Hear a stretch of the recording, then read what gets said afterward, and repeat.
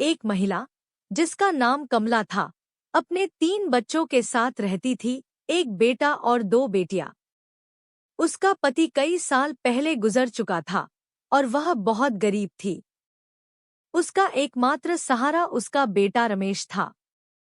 रमेश एक बहुत ही नेक और अच्छा लड़का था, जो अपनी माँ और बहनों की बहुत इज्जत करता था। रमेश सारा दिन खेतों में काम करता था और अपनी माँ और बहनों के लिए कुछ न कुछ लेकर आता था। वह दिन रात मेहनत करता और अपनी माँ का बहुत ध्यान रखता था।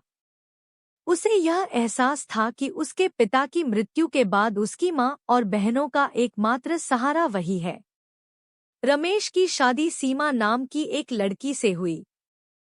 सीमा देखने में बहुत समझदार लगती थी।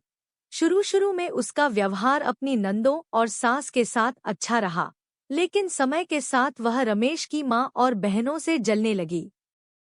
जब रमेश अपनी बहनों से प्यार करता और अपनी माँ की सेवा करता, तो सीमा को यह सब अच्छा नहीं लगता था। धीरे धीरे सीमा ने रमेश की माँ और बहनों का अपमान करना शुरू कर दिया। वह उन्हें अच्छा खाना नहीं देती थी, अच्छे कपड़े नहीं देती थी और हर समय उनकी बेइज्जती करती रहती थी। लेकिन तीनों मां बेटियां चुपचाप सब कुछ सहती रहीं। एक दिन तंग आकर रमेश की मां और बहनें शहर में अपने मामा के घर चली गईं। रमेश को सारी सच्चाई पता चल गई। तब रमेश ने अपनी पत्नी सीमा की कड़ी फटकार लगाई और उसे यह एहसास दिलाया कि उसने बहुत गलत किया है। सीमा को एहसास हुआ कि उसने रमेश की मां और बहनों के साथ बहुत बुरा व्यवहार किया था। उसने रमेश से माफी मांगी और वादा किया कि आगे से वह ऐसा नहीं करेगी। रमेश ने अपनी मां और बहनों को वापस बुलाया और घर में फिर से शांति और प्यार लौट आया।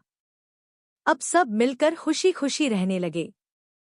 इस कहानी से हमें यह शिक्षा मिलती है कि परिवार में शांति और प्रेम बनाए रखना बहुत जरूरी है। हमें अपने घर के सदस्यों के साथ अच्छा व्यवहार करना चाहिए और उनके भावनाओं की कद्र करनी चाहिए।